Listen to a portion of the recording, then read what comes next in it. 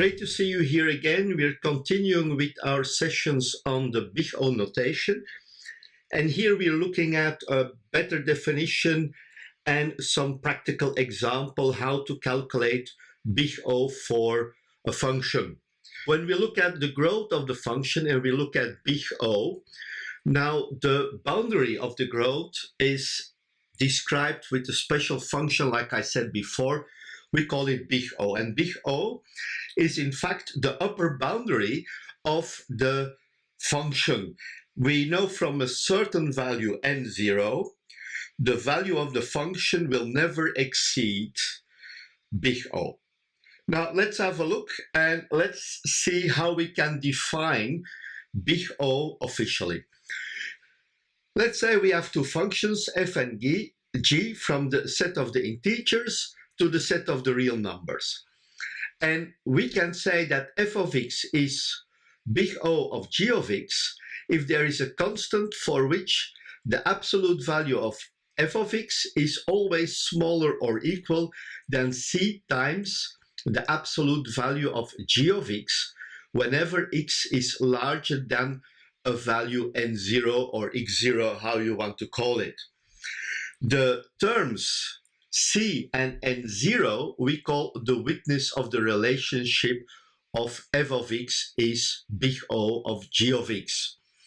Now the big O is important to define.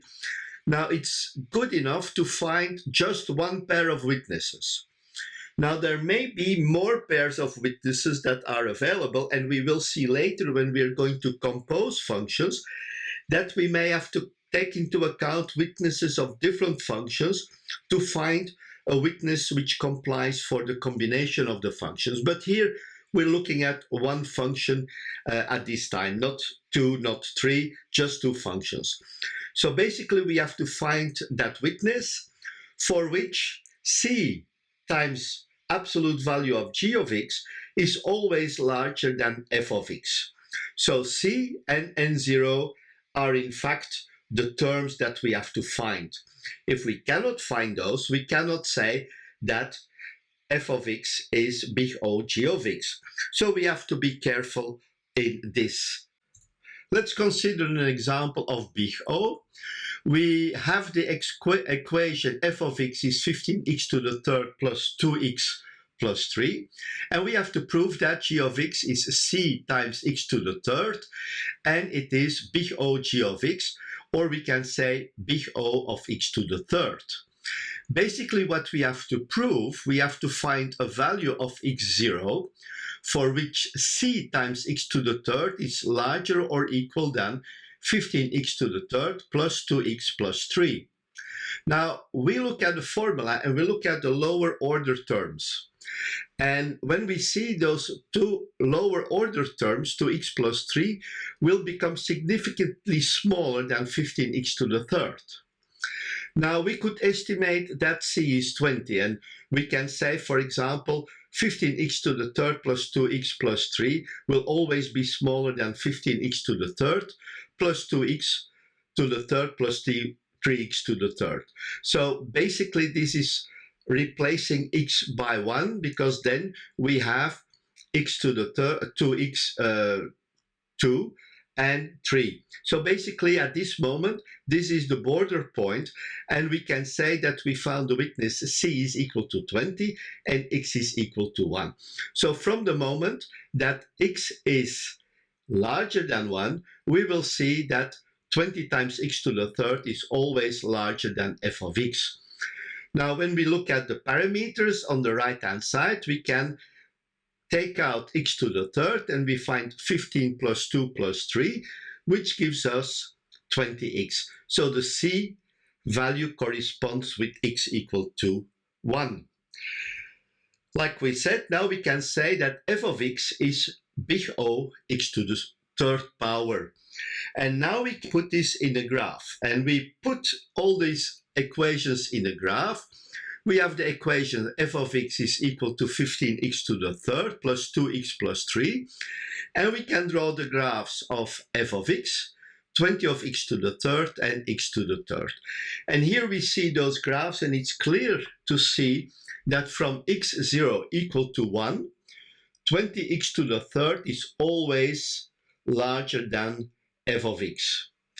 X to the third is on the bottom, so that could be a lower border, but we are interested here in big O, so the constant c equal to 20 and x equal to 1 or x0 equal to 1 gives us the proof that in this case big O of f of x is big O x to the third. Now I can also try to prove, for example, that some relation is true or not. Let's say that x to the third is not big O x to the square. Now it may look, let's say, obvious at the first view, but let's see how we can prove this, and we can use this type of proof later on.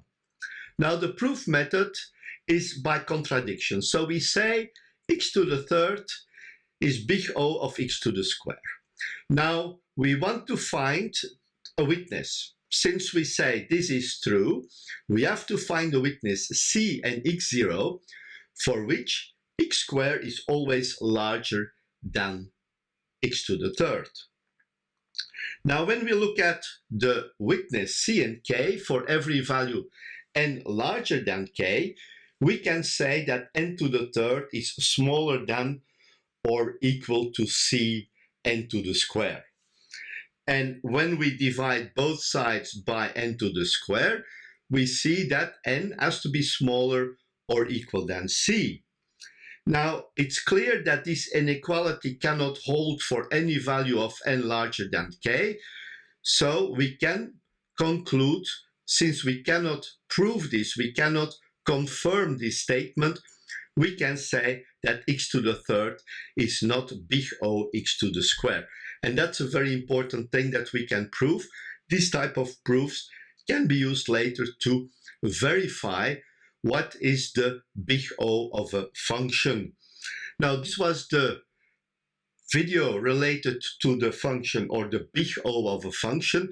We looked at how to define it, how to find it, and now what we're going to do is to look into some big O estimates for some important functions that we will encounter later, and it's always good to know what their big O estimate is.